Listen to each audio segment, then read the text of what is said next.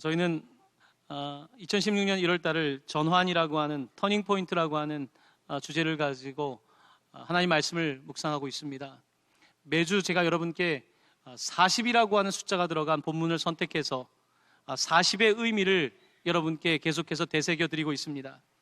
40이라고 하는 의미는 성경에서는 전환, 터닝 포인트라고 하는 의미를 가지고 있습니다. 보통 습관을 바꾸는데 적게는 3주, 21일, 조금 더 많게는 40일의 시간이 걸린다고 말합니다. 40일 정도 견뎌낼 수 있으면 나름대로 터닝 포인트를, 전환을 만들어낼 수 있다는 이야기입니다. 이스라엘 백성들은 40년의 광야 생활을 지나고 이제 터닝 포인트를 맞아 요단을 건너 여리고 성을 넘어 가나안 약속의 땅을 차지하게 됩니다. 오늘은 시내 산에서 율법을 받은 이스라엘 백성들이 이제 바란 광야라고 하는 시나이 반도, 지금으로 말하면 아프리카와 이 아시아 지역을 잇고 있는 그곳에 있는 삼각형 모양의 이 시나이 반도의 바란 광야에 도착했었던 이스라엘의 이야기를 담고 있습니다. 이들은 이곳에 도착하여 모세는 12지파에서 각각의 대표자를 뽑아 스파이로, 정탐꾼으로 보내게 됩니다. 이들이 정탐했던 기간이 바로 40일입니다. 이 40일은 이스라엘에게 중요한 터닝 포인트가 되는 시점입니다. 정탐의 결과가 어떠냐에 따라서 그들은 새로운 역사를 쓸 수도 있고 아니면 이 자리에서 물러갈 수도 있는 것입니다. 이제 40일 동안 가나안 땅을 정탐하고 온 사람들이 보고하기 시작합니다. 그들은 40일 동안 그 땅의 지형을 보았고 그쪽의 농경 기술을 보게 되었고 경제력과 군사력과 그리고 다양한 민족들이 살고 있는 민족의 분포도를 산지와 해변가에서 보게 되었던 것을 봅니다.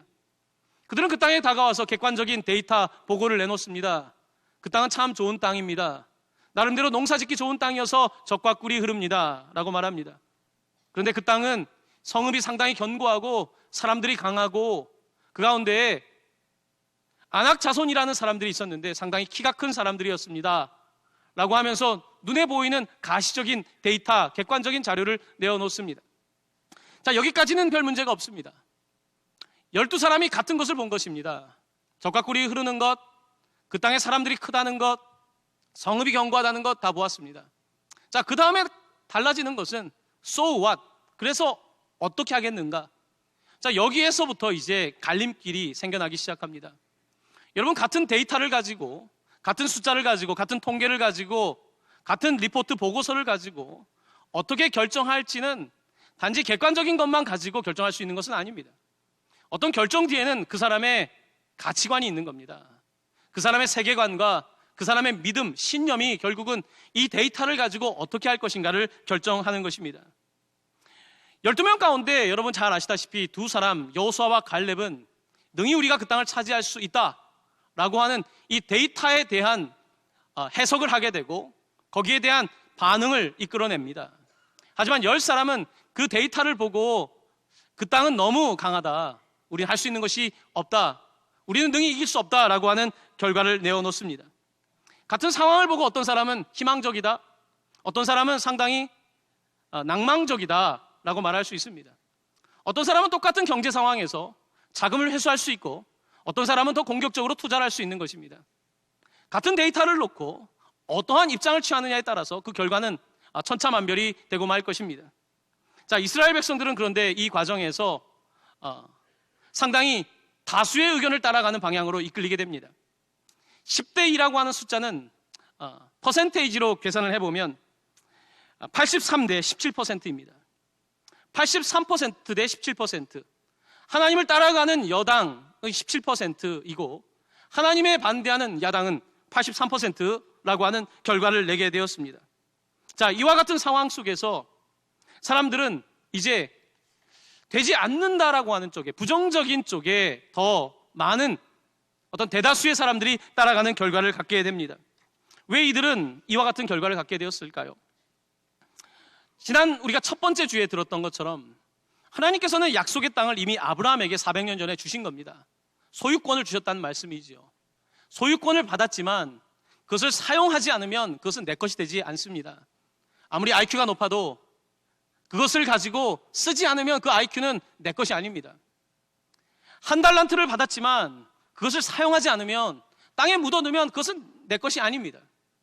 내가 소유 권리를 갖고 있는 게 중요한 것이 아니라 그 소유된 권리를 어떻게 행사할 것인가, 어떻게 그것을 차지할 것인가가 중요한데, 두 사람은 하나님께서 그것을 우리에게 주셨다, 소유권을 주셨다, 가서 차지하자, 사용하자, 우리 땅이다 라고 말하지만, 나머지 10사람은 소유권을 주셨다는 이야기까지는 좋았는데, 기분 좋은 이야기였는데 그 앞에서는 도망을 가고 맙니다. 그것은 두려움 때문입니다. 여러분, 두려움은 사람을 병들게 합니다. 사람을 마비시키고 무력화시키는 것이 바로 두려움입니다. 결혼을 앞두고 도망간 남자들의 이야기를 전 종종 듣습니다. 결혼 날짜가 다 됐는데 이제 부모님의 압력이든 아니면 동료의 압력이든 결혼에 대한 압박으로 결혼을 결정하게 됐지만, 결혼식이 다가오면 견딜 수가 없는 거예요. 이 도망을 가는 겁니다. 결혼에 대한 환상을 꾸었지만 현실로 다가올 때 두려움을 느끼는 것입니다. 여러분, 우리의 자녀들이 꿈을 이야기하지 않습니까? 그런데 꿈을 말하는 것이 중요한 게 아니라, 여러분, 그러면 다음에 질문해야 합니다.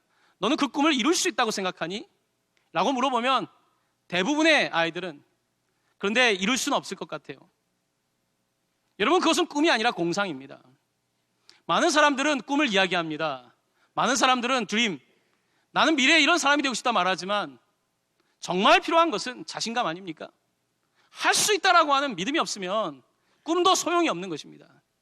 이스라엘 백성들은 이제 그 꿈을 누가 이루어지길 원하는 거죠.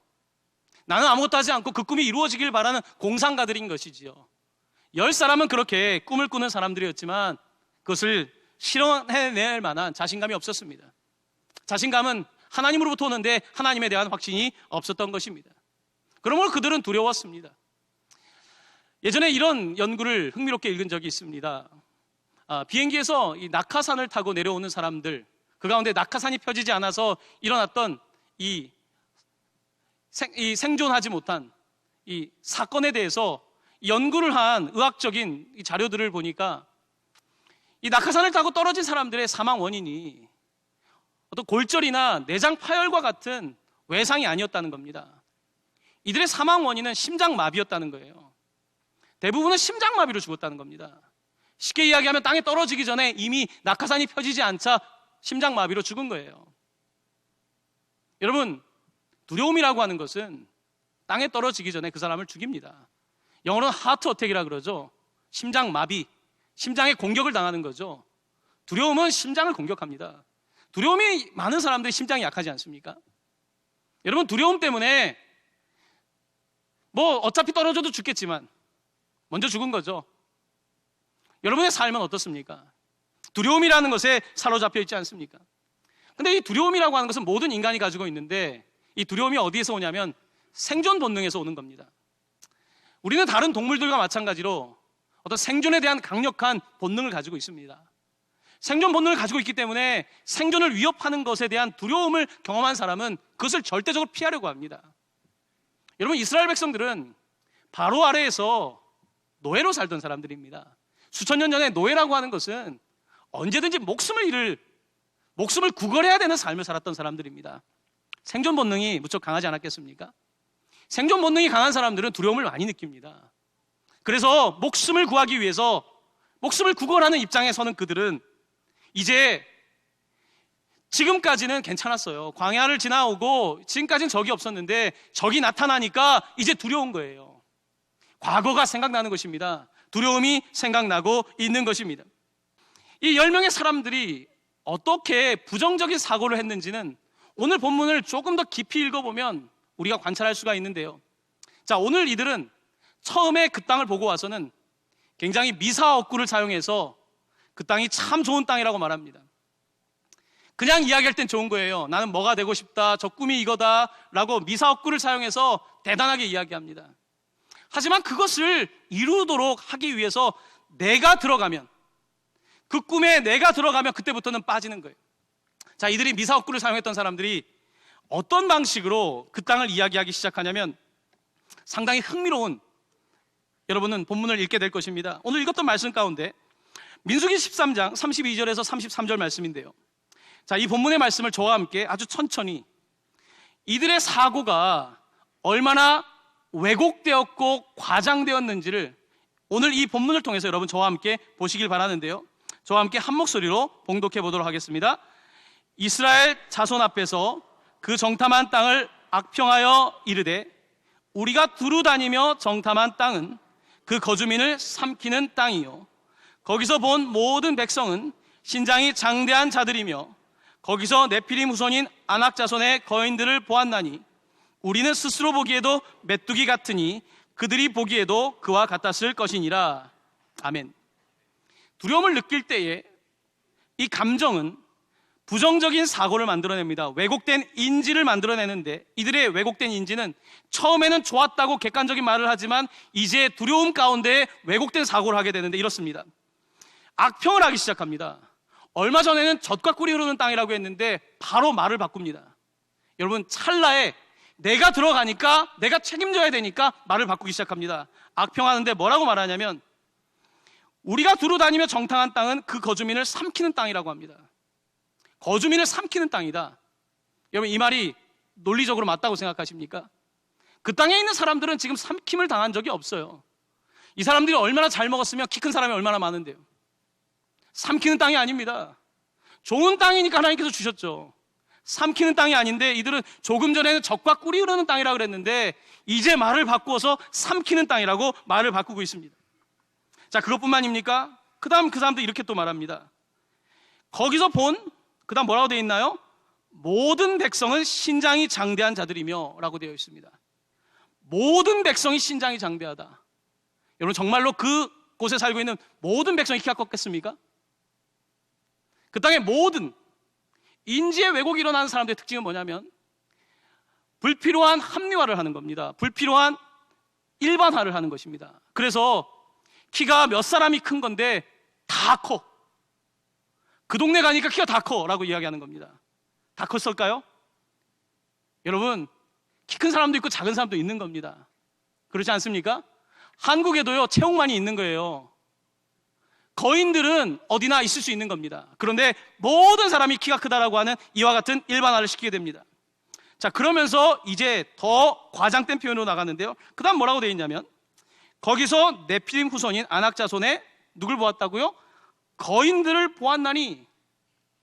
자, 이제는 키가 큰 정도가 아니라 자이언트 거인들을 봤다고 말합니다. 거인 몇 명 가지고 거인들을 봤다는 거예요. 거인 몇 명 있다고 해서 싸울 수 없습니까? 이들은 이제 거인을 보게 된 거예요. 점점 요만한 사실을 가지고 점점 과장하다 보니까 여기까지 온 겁니다. 이렇게 과장된 사고 구조는, 부정적인 사고 구조는 이제 나에 대한 셀프 이미지가, 자기에 대한 견해가 이렇게 바뀌게 됩니다. 뭐라고 하냐면 우리는 스스로 보기에도 뭐 같다고요? 메뚜기 같으니. 여러분, 정말 메뚜기 같았을까요? 이스라엘 백성들이 애굽에서 바로의 종으로 살았기 때문에 덜 먹었겠죠.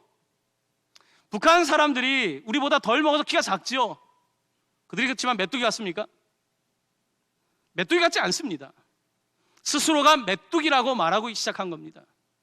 그러면서 뭐라고 하냐면 우리가 보기에도 메뚜기 같으니까 그들이 보기에도 그와 같았을 것이다 라고 하면서 팩트가 아닌 과장된 이야기가 계속해서 확장되고 있는 것을 보게 됩니다. 여러분, 흔히 두려움에 빠져서 우울 질환을 갖고 있는 사람들, 두려움에 빠져서 정신적인 고통에 있는 사람들의 특징은 그와 같은 두려움이나 이와 같은 감정들이 부정적인 사고를 계속해서 생산해낸다는 것입니다. 그러면서 과장되게 상대를 크게 생각하고 과장되게 나를 적게 여기는 이와 같은 심리 상태에 놓이게 된다는 것입니다. 바로 지금 이스라엘 백성들이 그와 같은 모습에 빠져 있었던 것을 우리는 봅니다. 상대방은 그렇게 크지 않은데 크게 보고 있고 나는 그렇게 작지 않은데 작게 보고 있는 것입니다. 생존의 본능에 대한 두려움은 생각을 마비시킵니다. 생존에 대한 두려움은 우리에게 긍정적인 가능성을 놓치게 하고 부정적인 것에 몰두하게 합니다. 여러분, 요즘 한국 사회가 생존에 대한, 잘 살고 있음에도 불구하고 생존에 대한 불안을 느끼는 사회 아닙니까? 생존에 대한 불안을 느끼니까 어떻습니까? 사람들이 두려움에 빠지니까 어떻습니까? 끊임없이 부정적인 이야기를 하는데 부정적인 이야기가 팩트에, 사실에 기인한 것이 아니라 과장된 이야기로 끊임없이 미디어에 나오게 되고 더 끝까지 가는 겁니다. 마치 광우병 사건 때와 비슷합니다. 그 사건이 이제 사람들로 하여금 집단적인 공포를 느끼게 하는 거예요. 개인의 두려움을 넘어서 집단이 공포를 느끼기 시작하면 걷잡을 수 없게 되는 것을 보게 됩니다. 자, 이렇게 이스라엘 백성들이 이제 두려움에 빠지기 시작하는데, 두려움이 10사람에서 이스라엘 백성 전체에게 87%의 사람들을 넘어서 이제 거의 몇 사람 빼고 100% 가깝게 99%의 사람들이 두려움에 빠지기 시작했던 것을 보게 됩니다. 열등감이 생겨나고 낮은 자존감이 스멀스멀 올라오게 되고, 자, 그때 일어나는 이야기가 있습니다. 복고 열풍이 붑니다. 여러분, 고난이 닥치거나 어려움이 닥치면 과거를 이야기하길 좋아합니다. 왕년에는 안 그랬는데, 그러면서 뭐라고 하는지 아십니까? 종전대로 하자. 변화를 두려워하는 사람들은 종전대로, 복고로 돌아가자라고 말합니다. 복고가 정답일까요? 그렇지 않습니다. 복고를 한다고 해서 되는 것이 아닙니다. 자, 오늘 여러분 읽은 말씀 가운데 있지 않지만 민수기 14장 1절입니다. 이제 온 회중이 두려워하는 모습이 등장하고 있는데, 저와 함께 이 본문의 말씀을 한 목소리로 봉독하겠습니다. 온 회중이 소리를 높여 부르짖으며 백성이 밤새도록 통곡하였더라. 밤새도록 온 백성이 통곡했다는 겁니다. 대단한 일이 벌어진 거죠. 복고 열풍이 붑니다. 종전대로 돌아가자고 합니다. 민수기 14장 2절 3절 말씀 제가 읽어드립니다. 우리가 애굽 땅에서 죽었거나 이 광야에서 죽었으면 좋았을 것을 어찌하여 여호와가 우리를 그 땅으로 인도하여 칼에 쓰러지게 하려 하는가? 우리 처자가 사로잡히리니 애굽으로 돌아가는 것이 낫지 아니하랴. 복고 종전대로 돌아가자라고 하면서 한 지도자를 세워서, 모세가 아닌 지도자를 세워서 돌아가자라고 말합니다. 이것이 어리석은 대중 아니겠습니까? 이것이 어리석은 하나님을 따라가지 않는 83%의 생각이 아니겠습니까? 그때 하나님의 사람인 여호수아와 갈렙은 자신의 옷을 찢습니다. 말로 안 되니까 옷을 찢는 거죠. 여러분 조심하십시오. 제가 옷을 찢는 날이 올지도 모릅니다. 옷을 찢습니다. 아무리 얘기해도 안 되니까 옷을 찢습니다. 그러면서 민수기 14장 9절에서 이렇게 말합니다. 한 목소리로 봉독합니다. 다만 여호와를 거역하지는 말라. 또 그 땅 백성을 두려워하지 말라. 그들은 우리의 먹이라. 그들의 보호자는 그들에게 떠났고 여호와는 우리와 함께 하시느니라. 그들을 두려워하지 말라. 할렐루야. 그들을 두려워하지 말라. 두려워하지 말라. 그들의 보호자가 떠났다는 겁니다. 그들은 강해 보이지만 보호자가 떠났고 우리의 보호자이신 하나님께서 그 땅을 주실 것이다. 그들은 우리의 먹이다 라고 말씀하고 있는 것입니다. 우리의 인생은 끊임없는, 어쩌면 83% 대 17%의 싸움인지 모르겠습니다.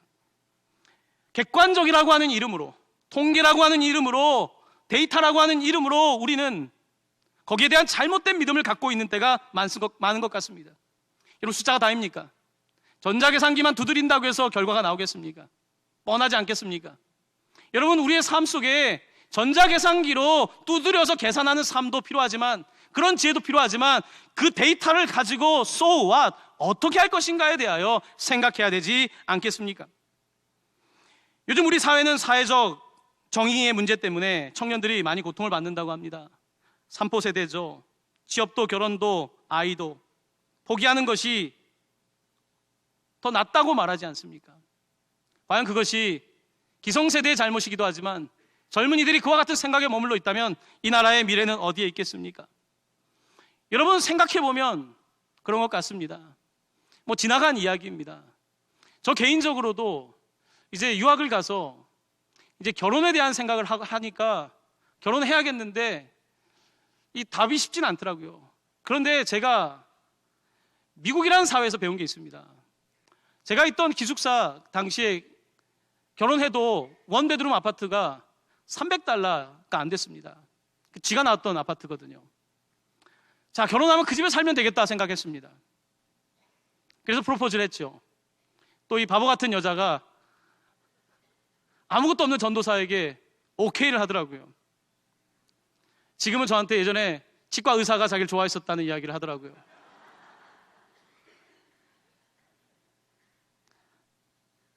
그렇게 결혼하고 나니까 아이가 또 생기지 않습니까? 아이가 생기니까 원래 나는 그렇게 성실한 사람이 아닌데, 나는 그렇게 할 수 있는 사람이 아닌데 감당을 하게 되더군요. 사람이 그 상황이 되면 감당할 수 있는 것이 사람입니다. 이 감당을 하게 됩니다. 아이를 낳고 제가 사역했던 곳이 제가 있는 집에서 200km 떨어진 곳이었습니다. 그러니까 매주 이 갓난 아이를 데리고 200km를 몇 년 동안 운전하면서 사역을 했던 거죠. 아르바이트도 해야 됐습니다. 공부도 해야 됐습니다. 미국의 가장 가난한 층에 속했겠죠. 하지만 할 수 있었습니다. 왜냐하면 꿈이 있으니까요. 하나님께서 약속하신 것이 있으니까 하는 거 아닙니까? 여러분, 계산기를 먼저 두드리면 안 됩니다. 계산기가 아니라 믿음이 먼저 돼야지 되는 거 아니겠습니까? 그러니까 열심히 하다 보니까 어떻습니까? 실력이 좀 더 올라가지 않겠습니까? 조금 더 실력이 올라가면 저야 뭐 승진이란 말을 쓸 수 없겠지만 승진할 기회도 오는 것이고, 열심히 하다 보니까 사업의 아이템도 보이는 것이고, 그러면서 뭔가 틈새도 보이고 나만의 지식과 나만의 경험을 갖게 되는 거 아니겠습니까? 바로 이것이 이스라엘 백성들에게 요구되는 것이었음에도 불구하고 그 가운데 많은 사람들은 계산기를 두드리고 있었습니다. 그것도 옛날 애굽의 계산기, 옛날 오래된 계산기, 바로의 계산기를 지금 두드리고 있는 것입니다. 하나님의 계산기에 대한 전혀 인식이 없는 사람들의 태도였던 것을 보게 됩니다. 생존하기 위한 메뚜기 인생을 원하는 거죠. 메뚜기처럼 잔디밭을 다니며 바위 사이에 숨어서 그냥 메뚜기 한철 인생을 살고자 했던 이 어리석은 사람들, 불행한 일입니다. 하지만 여호수아와 갈렙은 한 번을 살아도 한철 같은 메뚜기 인생이 아니라 제대로 된 인생을 살겠다고 다짐했던 사람들입니다. 그래서 그들은 옷을 찢으며 우리는 그 땅을 차지해야 된다, 소유권을 넘어 사용해야 된다, 포제션 차지해야 된다라고 말했던 것입니다. 디모데후서 1장 7절은 우리에게 이렇게 말합니다. 하나님께서 우리에게 주신 것은 두려워하는 마음이 아니요 오직 능력과 사랑과 절제하는 마음이니 두려워하지 마시기를 바랍니다. 두려워하는 것 있다면 여러분 기도하시고 몰아내십시오. 언제까지 두려움에 시달리겠습니까? 도움이 필요하십니까? 목사님들 찾아가십시오. 도움이 필요하십니까? 심리치료를 받으십시오. 도움이 필요하십니까? 내적 치료를 받으십시오. 그 자리에 머물러 있지 마십시오. 두려움은 몰아낼 수 있는 것이지 무서운 영원한 적이 아니라는 것입니다. 이스라엘 백성들은 이렇게 어리석은 결정을 하게 되었고, 이 어리석은 결정은 그들에게 불행한 결과를 가져다 줍니다. 민수기 14장 34절 말씀입니다. 저와 함께 한 목소리로 봉독하겠습니다. 너희는 그 땅을 정탐한 날 수인 40일의 하루를 1년으로 쳐서 그 40년간 너희의 죄악을 담당할지니 너희는 그제서야 내가 싫어하면 어떻게 되는지를 알리라 하셨다 하라. 아멘. 지금 기회를 놓치면 40년이 늦어질 수 있습니다. 다시 한번 말씀드립니다. 지금 기회를 놓치면 40년이 늦어질 수 있습니다. 40일의 기회를 놓친 사람에게 40년은 있지 않습니다. 변화라고 하는 것은 어려운 것입니다. 두려운 것입니다. 떨리는 것입니다. 하지만 오늘 기회를 놓친다면 40년의 시간이 날아갈 수 있습니다. 20살 이상으로 계수된 사람들은 여호수아와 갈렙을 제외하고는 누구도 약속의 땅에 들어갈 수가 없었습니다. 그들이 선택한 결과였습니다. 여러분 개인의 삶도 마찬가지입니다. 늦었다고 생각하는 지금이라도 결단해야 합니다. 지금이라도 결정하고 내 계산기가 아니라 하나님의 계산기를 달라고 기도하고 나가야 합니다. 교회도 마찬가지입니다. 지금 변하지 않으면 40년을 놓치게 됩니다. 제가 목회를 하면서 가장 두려운 것이 그것입니다.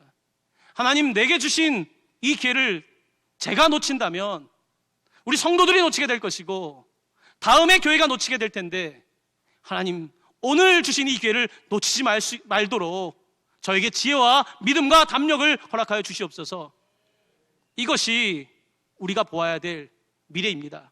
사랑하는 성도 여러분, 40일의 정탐 보는 것 어렵지 않습니다. So what? 그래서 어떻게 하실 것입니까? 이 질문을 가지고 여러분 스스로에게 묻는 우리 모든 성도님들 되시기를 예수님의 이름으로 간절히 축원합니다.